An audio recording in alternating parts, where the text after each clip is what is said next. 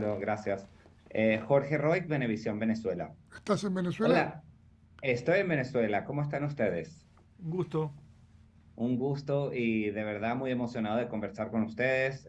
Todavía recuperándome de la película que la vi anoche y ahí me estoy recuperando. Quiero empezar con Pablo.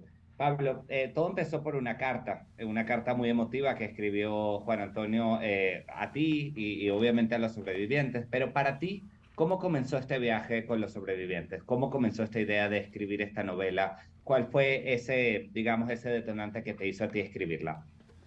El detonante, si me preguntas así, el detonante fue el accidente. O sea, a mí me gusta escribir desde que tengo uso de razón.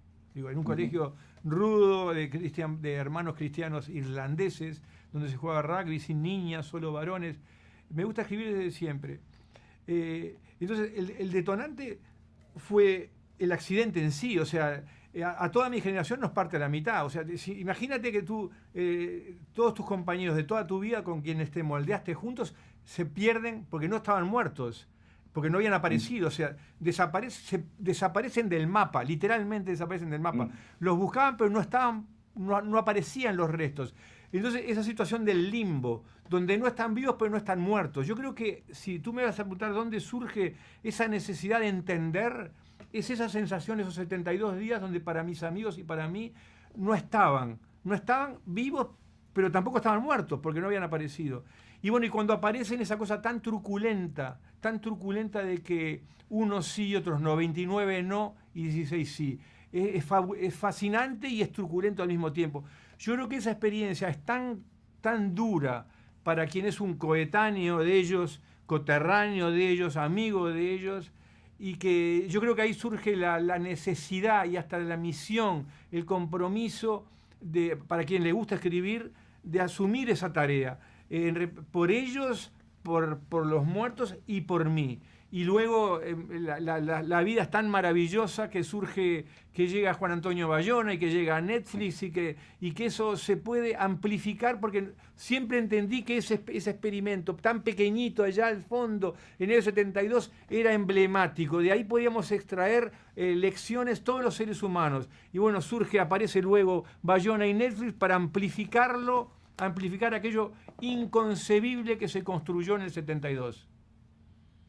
Totalmente de acuerdo. Y ahora, Gustavo, quiero, bueno, que nos cuentes un poco de tu experiencia, porque obviamente este proyecto trae una nueva oportunidad de contar esta historia, una historia que seguramente tú a lo largo de tu vida habrás contado muchas veces, pero en esta oportunidad hasta tuvieron el chance de trabajar con los actores que iban a darle vida a todas esas experiencias que ustedes vivieron. ¿Cómo fue ese trabajo que pudieron hacer, en este caso, con el director y también con los actores de esta película?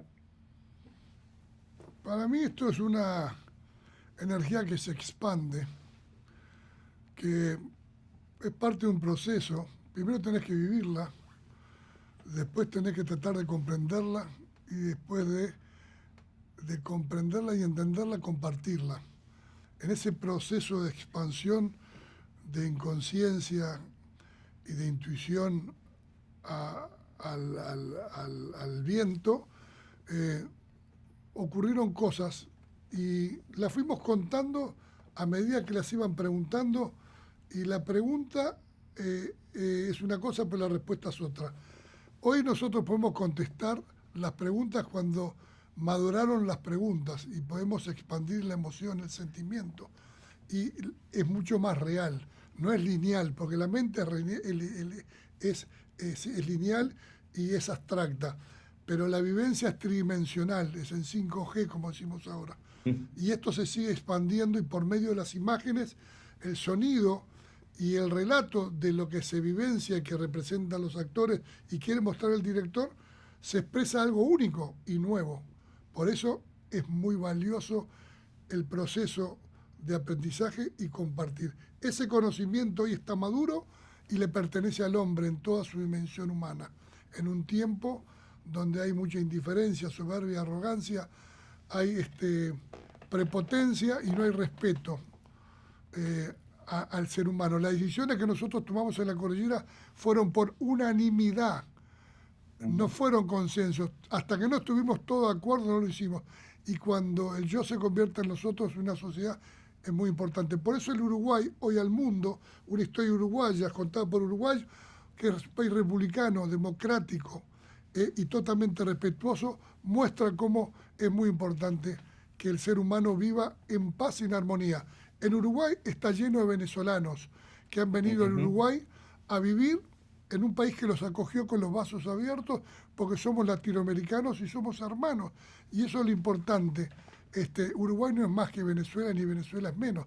Pero estamos viviendo en la película esta la libertad absoluta, la oportunidad de crecer todo. Por eso quiero saludar a los amigos venezolanos. Conocí ese país maravilloso. Estuve en la isla Margarita cuando estaba creciendo y le deseo a Venezuela el mayor éxito y las oportunidades de aprender todos los días qué es lo que queremos para ser felices. Así es. Bueno, muchísimas gracias a los dos. De verdad que es un honor conversar con ustedes. Gracias. Gusto. All right, let's cut.